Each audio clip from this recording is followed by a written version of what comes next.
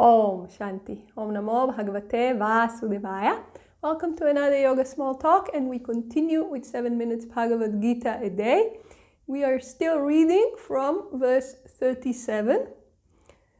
As the blazing fire reduces fuel to ashes, O Arjuna, so does the fire of knowledge reduce all actions to ashes. This is verse 37 of chapter 4.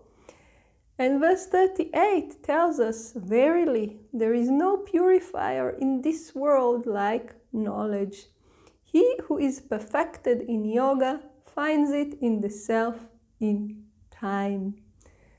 So we were reading from the beautiful commentary of Swami Shivananda that told us that when knowledge dawns and we no longer associate ourselves with the body, mind, and senses, and we do no longer consider ourselves as the doer, we lose this sense of agency. Karma has nothing to attach itself to anymore, and the action is no action at all. It lost its potency, and therefore the karma is burnt entirely. We were discussing the nuances of whether the prarabdha is burnt or not, but one thing is for sure: the sanchita, the big reservoir of potential karmas, is burnt, and therefore there will be no further birth, because birth only comes when a portion of the sanchita becomes prarabdha. But when there is no longer any sanchita, there is nothing to create the prarabdha, so there will be no further birth.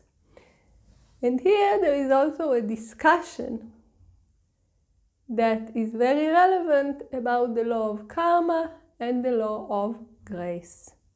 So the law of karma is what you did, you will get back.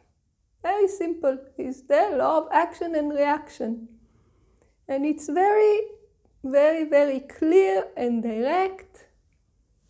And this is what it is, like mathematics in a way.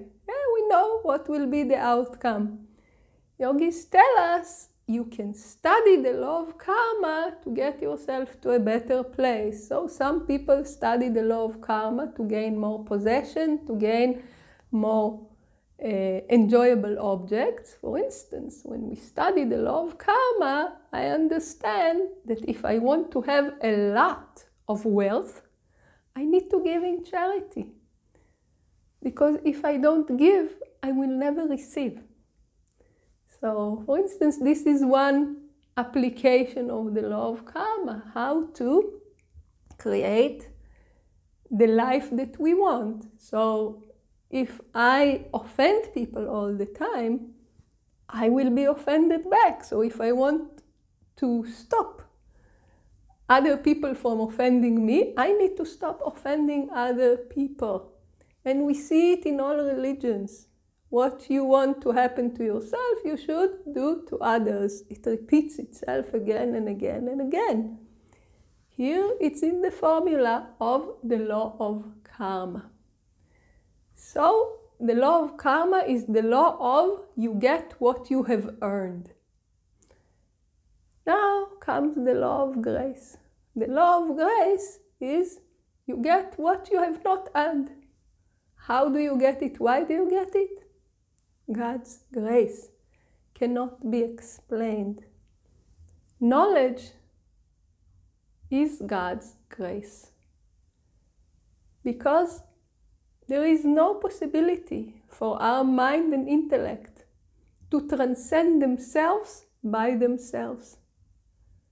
There has to be this thing that takes us beyond what we are experiencing ourselves to be, with tools that we don't really have, because we have the mind and the intellect and we have the intention. So as long as we are in ignorance, this is all we have. So how do we get to a point that we are able to transcend all this? How do we get to a point where we are able to stop being in the wheel of karma? Yogis tell us this is God's grace. It's beyond what you have done that you shall receive. Yes, we need to purify, we need to allow this grace to manifest. We gave the example before in previous teachings. We need to come and sit closer to the fire if we want to experience the heat and the light more. But my sitting closer to the fire, if we use the same analogy, is not the reason why the fire gives light and heat. This is grace. My bringing myself closer to the knowledge is not the reason why the knowledge is there and why the knowledge can burn all my karmas. This is grace. So the yogis tell us that through the grace of God alone, because before this knowledge dawns, we don't have the tools. We are in the hands of the mind and the intellect. Before the knowledge dawns, we need a lot of grace, a lot of grace, a lot of grace.